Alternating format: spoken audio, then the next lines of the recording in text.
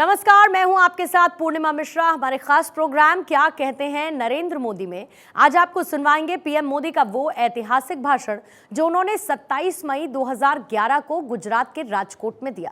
अपने भाषण में मोदी ने कहा कि 21वीं सदी शिक्षकों की सदी है और अगर इस देश के शिक्षकों में आत्मविश्वास पैदा हो जाए, अगर शिक्षक अपनी आंखों से सपने देखना शुरू करें, तो इस देश को महान बनाने के लिए और किसी शक्ति की जरूरत नहीं पड़ेगी, किसी व्यवस्था की जरूरत नहीं पड़ेगी। दुनिया के किसी भी महापुरुष के जीवन चरित्र को अगर हम पढ़ते हैं, किसी भी देश का हो, किसी भी युग का हो, किसी भी क्षेत्र का हो, अगर उसके जीवन चरित्र को पढ़ते हैं, दो बातें सदा सर्वदा उसमें पाई जाती हैं। हर जीवन चरित्र में यह आता है कि मेरी प्रगति में मेरी मां का बहुत बड़ा योगदान है। आमतौर पर हर एक के जीवन चरित्र में ये बात आती है। और दूसरी बात अनिवार्य रूप से आती है, मेरे जीवन में, मेरे विकास में मेरे शिक्षक का बहुत बड़ा योगदान।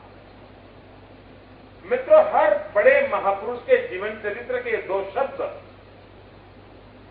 मैं समझता हूं उसको पढ़ने के बाद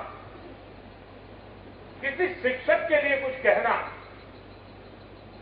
आवश्यक नहीं रहता। हर महापुरुष से महसूस करता है कि उसके जीवन को बनाने में जितना उसकी मां का योगदान है, उतना ही उसके शिक्षक का योगदान रहा है। दूसरी तरफ मैं देखता हूं कि 400 साल के इतिहास में चाणक्य एक दैदिक नाम है, एक स्वयं प्रकाशित नाम है, जिसकी तरफ नजर करें तो इतने बड़े व्यक्तित्व को, इतिहास की धरोहर पर इतना बड़ा स्थान बनाने वाले व्यक्ति को, इतिहास की पूरी करवट बदलने के सामर्थ्य रखने वाले इस व्यक्ति को जब देखते हैं तो वो बार बार कहते हैं कि मैं एक शिक्षक। चाणक्य ने अपना परिचय एक ही शब्द में दिया है, मैं एक शिक्षक। यानी समाज में इतनी बड़ी क्रांति लाने वाला, एक युग को बदलने वाला, इतिहास को नई मोड़ पर ले जाने का सामर्थ्य रखने वाला व्यक्ति भी इस बात का गर्व करता है कि मैं एक शिक्षक। इन दो उदाहरणों को मैं इसलिए दे रहा हूं कि जो भी शिक्षक है वो उस महान विरासत का अंश है, उस महान परंपरा का हिस्सा है। कितना ही डाइवर्जन क्यों ना आया हो, कितना ही डाइल्यूजन क्यों ना आया हो, लेकिन शिक्षक के भीतर का जो डीएनए है, शिक्षक के भीतर की जो जेनेटिक सिस्टम है, उस परंपरा और विरासत का हिस्सा है। और अगर आने वाले युगों तक हम इस बात को स्मरण रखें तो मैं नहीं मानता हूं कि हमें अपने कर्तव्य परायणता के अंदर हर बार कोई नए उपदेश और प्रेरणा की आवश्यकता रहेगी। इतनी बड़ी चीजें हमारे पास उपलब्ध है। हम लोग विश्वगुरु बनने जा रहे हैं। 21वीं सदी, हिंदुस्तान की सदी, एक चर्चा विश्व में हो रही है। कभी कभी हमें लगता होगा कि सामर्थ्य में हम में है या नहीं है, आशंका पैदा होती होगी। लेकिन विश्व के बहुत सी शक्तियां हैं जिनके मन में आशंका नहीं है। उनको भरोसा है कि 21वीं सदी हिंदुस्तान की सदी है। दुनिया के भरोसे के कारण अलग होंगे, हमारी आशंका के कारण अलग होंगे, लेकिन अगर भारत की सांस्कृतिक धरोहर को देखें, हमारी सांस्कृतिक विरासत को देखें, हमारे सांस्कृतिक इतिहास क्रम को देखें, तो इतिहास गवाह है, जब जब मानव जात ज्ञान युग में प्रवेश किया है, तब तक भारत विश्व गुरु रहा है। अगर शिक्षक में भरोसा हो जाए, इस देश के शिक्षक में आत्मविश्वास पैदा हो जाए, अगर शिक्षक अपनी आंखों से सपने देखना शुरू करें, तो इस देश को महान बनाने के लिए और किसी शक्ति की जरूरत नहीं पड़ेगी और किसी व्यवस्था की जरूरत नहीं पड़ेगी। कश्मीर से कन्याकुमारी तक से कटक तक इस देश का शिक्षक समुदाय उसके सपनों में वो दम होगा कि वो इस देश को महान बना सके। और हर नई पीढ़ी को तैयार करने वाला शिक्षक ये सपने संजोता है तो परिणाम भी निश्चित ला करके रहता है। इस भरोसे के साथ मैं आज आपके बीच आया हूं और अपना सर झुकाने के लिए आया हूं, शिक्षक आलम के सामने नमन करने के लिए आया हूं। मैं जब मुख्यमंत्री बना, ये बहुत बड़ी अचानक मेरी जिंदगी की घटना थी, क्योंकि पता ही नहीं था कभी ये भी काम आ सकता है जिंदगी में, इसलिए कोई सोचा ही नहीं था क्या होता है, कैसे होता है। मेरे मन में मुख्यमंत्री बना तो दो ही विचार आए थे, दो इच्छाएं जगी थी मेरे मन में। एक इच्छा ये जगी थी कि मैं बचपन में जिन दोस्तों के बीच में बड़ा पला हूं, क्योंकि बीच में मैं 35-40 साल तक बाहर रहा, तो मन करता था कि जो मेरे बचपन के यार हैं उनको एक दिन मिलूं, सबको याद करूं, बुलाऊं, खोजूं कहां है। और अब मुख्यमंत्री बन गया हूं तो मुझे उनको याद करना चाहिए। और सब पुराने नाम याद करते करते कोई 30-35 पुराने लंगोटिए याद आ गए। एक दिन मैंने उनको मुख्यमंत्री के निवास पर बुलाया, 2-3 घंटे शाम उनके साथ बिताई। 40 साल के बाद मिले थे, बचपन को याद किया। तो एक मन में इच्छा ये थी। दूसरी मेरे मन में इच्छा ये हुई थी कि बचपन से लेकर के अब तक मेरी विकास यात्रा में जितने जितने शिक्षकों का मुझे स्पर्श हुआ, उन सभी शिक्षकों को एक दिन बुलाऊंगा। और मुझे इस बात का गर्व है कि मैंने, मेरे एक किताब का लोकार्पण था, उस समारोह में मुझे जिन जिन लोगों के पास पढ़ने का अवसर मिला, उन सभी शिक्षकों को मैंने एक मंच एकत्र किया था। जो सबसे बड़ी आयु के शिक्षक थे वो 93 ईयर ओल्ड थे, और सब आए थे, सबने मुझे आशीर्वाद दिए थे। तो मेरे मन का ये भाव था कि यही लोग हैं जिन्होंने बचपन में, तब उन्हें तो मालूम नहीं था कि ये कहां से कहां पहुंचने जाने वाला है, लेकिन उस समय मैं जैसा था वैसा था, उसको भी ढालने की उन्होंने कोशिश की। आप कल्पना करिए उस शिक्षक का मन क्या होगा जिसे पता तक नहीं है कि जिसके पीछे वो समय व्यतीत कर रहा है वो क्या है, क्यों है, क्या होने का कुछ मालूम नहीं है, लेकिन वो एक ईश्वर की भक्ति के रूप में हर दिन उसके पीछे अपना समय दे रहा है, पसीना बहा रहा है, ज्ञान परोस रहा है, और यही आशा के साथ परोस रहा है कि हो सकता है मेरे जीवन काल में 500 बच्चे मेरे हाथ से निकलेंगे, हो सकता है 2-4 ऐसे हो जाएं जिससे मेरा जीवन धन्य हो जाए। आप देखिए शिक्षक की उदारता कितनी बड़ी होती है। 200, 500, 1000 लोग उसके हाथ से निकलने वाले हैं,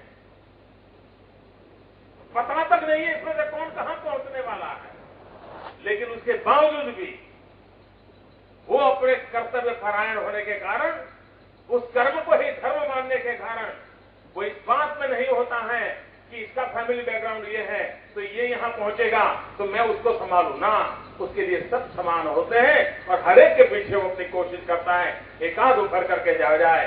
गंगा में बहने वाला कोई तो पत्थर है जो शिवलिंग बन करके पूजनीय हो जाता है, उसी भाव से वो भी लगा रहता है, वो भी लगा रहता है। भाइयों बहनों, शिक्षा को जितना तात्विक महत्व है, फिलोसॉफी ऑफ एजुकेशन है, उसके साथ साथ लंबे अरसे तक समाज व्यवस्थाएं तब चलती हैं जब विचार इंस्टीट्यूशनलाइज होते हैं। अगर विचारों को इंस्टीट्यूशनलाइज नहीं करते हैं तो व्यक्ति आते हैं, विचार उनके साथ रहते हैं, व्यक्ति चले जाते हैं, विचार भी चले जाते हैं। और इसकी आवश्यकता ये होती है कि विचारों को इंस्टीट्यूशनलाइज करना चाहिए। और जब जब समाज जीवन में विचारों को इंस्टीट्यूशनलाइज किया गया है, वो व्यवस्थाएं लंबे अरसे तक चली। दुनिया में अनेक समाज नष्ट हो गए, अनेक जाति महाजतियां इतिहास की कोख में कहीं न कहीं विलीन हो गई। हम कहते क्या कारण है कि हजारों साल के बाद भी हम अभी भी टिके हैं, तो ध्यान में आता है, लोग कहते हैं कि हमारी परिवार संस्था जो है, फैमिली नाम का जो इंस्टीट्यूशन है, उसके बाइंडिंग, उसकी इतनी बड़ी ताकत है जिसने हजारों साल से हमें सुरक्षित रखा है। इसका मतलब यह हुआ कि हजारों साल पहले हमारे जो पूर्वज होंगे, उनको जो विचार आया होगा, उस विचार को उन्होंने इंस्टीट्यूशनलाइज किया होगा और व्यवहारू रूप में परिवार नाम की व्याख्या में उसको बांधा होगा, और जो आज भी देश और दुनिया को चलाने का एक अच्छे नमूने के रूप में हम पेश करते हैं। इसका मतलब हुआ कि जब तक विचार को इंस्टीट्यूशनलाइज नहीं करते, तब तक वो लंबे अरसे तक समाज की सेवा नहीं करते। वर्तमान में हम जो शासन में बैठे हुए मित्र हैं, हमें भी लगता है कि युग बदला है, शिक्षा की पद्धतियां बदली हैं, ज्ञान का दायरा बहुत बढ़ता चला जा रहा है, टेक्नोलॉजी ने अपनी जगह बना ली है। अगर यही माहौल है तो हमने भी मूल तत्वों को पकड़ते हुए पूरी इस व्यवस्था का कायाकल्प करने की आवश्यकता है। उसकी आत्मा को वैसे की वैसी सुरक्षित रखते हुए आधुनिक व्यवस्थाओं को विकसित करने की आवश्यकता है। और उसी में से कुछ विचार जो आए हैं, जिसको लेकर के आज दिनों गुजरात कुछ प्रयोग कर रहा है, आपको सामने कुछ उसका जिक्र किया। आज अगर हम देखें, पहले संयुक्त परिवार थे, और संयुक्त परिवार अपने आप में एक यूनिवर्सिटी था। बालक दादा से एक शिक्षा लेता था, दादी से दूसरी लेता था, चाचा से एक शिक्षा मिलती थी, चाची से दूसरी मिलती थी, और बालक का अपने परिवार के माहौल में ही एक यूनिवर्सिटी के रूप में उसका लालन पालन, शिक्षा, प्रशिक्षण सब हो जाता है। कोई फॉर्मल व्यवस्था की जरूरत नहीं पड़ती थी, हर प्रकार से वो सज्ज होता चला जाता था। उसको ये भी मालूम होता था किसके साथ किस प्रकार से बात करनी चाहिए, कब करनी चाहिए, सामने वाला का मूड कौन कैसा है। 3 साल के बच्चे को संयुक्त परिवार में पता रहता था कि दादा आज नाराज है कि खुश है, वो आंख से पता चल जाता है, इतना उसका डेवलपमेंट हो जाता था। लेकिन धीरे धीरे परिवार सिकुड़ते चले गए। हालत ये आई कि पति और पत्नी हैं, 2 बच्चे हैं घर में, पति भी नौकरी कर रहा है, पत्नी भी नौकरी कर रहा है, बच्चे किसी के भरोसे चल रहे हैं। अगर ऐसी भी स्थिति है तो समाज की जिम्मेवारी बनती है उसने कुछ नए इंस्टीट्यूशन खड़े करने पड़ेंगे जो इन आने वाली पीढ़ियों को सुरक्षित रखे। और उसी विचार में से जन्म हुआ चिल्ड्रंस यूनिवर्सिटी। दुनिया में गुजरात पहला राज्य है जिसने चिल्ड्रंस यूनिवर्सिटी का कंसेप्ट किया। आज आप बालक को खिलौना लेने के लिए ले जाओगे, 100 खिलौने पड़े होंगे, और बालक को कहोगे आप खिलौना खरीदिए, आपको जानकर के हैरानी होगी। 100 बालक गए होंगे, 100 में से 80 बालक 100 खिलौने पड़े होंगे तो भी उसमें से पिस्तौल उठाना पसंद करेंगे। खिलौना भी उसको पिस्तौल चाहिए। यानी किस प्रकार की मनोवैज्ञानिक रचनाएं उसके जीवन को ढाल रही हैं। उसे मालूम नहीं है कि पिस्तौल लेने का मतलब क्या होता है, न लेने का मतलब क्या होता है। नहीं वो किसी को डराना चाहता है, लेकिन उसको लगता है कि अगर खिलौना है जिसमें दमखम है तो पिस्तौल है। ये साइकी बालक की क्यों बनी, किसने बनाई, किसने उसको पढ़ाया था? अगर इस अवस्था में समाज जीवन विकसित होगा तो आगे जाकर कहां जाएंगे? तो आवश्यकता है कि एक वैज्ञानिक तरीके से पूरा आने वाले युग की आवश्यकताओं के लिए रिसर्च हो। हमारे बालकों को क्या मिले क्या न मिले, किस रूप में मिले, मिलने की प्रोसेस क्या हो, और उस पर रिसर्च होने चाहिए और उस पर व्यापक रूप से काम होना चाहिए। और वो इंस्टीट्यूशन धीरे धीरे फैमिली लाइफ में इंजेक्ट कर लिया जाए तो हो सकता है कि आने वाले युग में हम बालकों की चिंता करने के लिए कोई व्यवस्था को विकसित करें। उस भाव में से चिल्ड्रंस यूनिवर्सिटी का जन्म हो।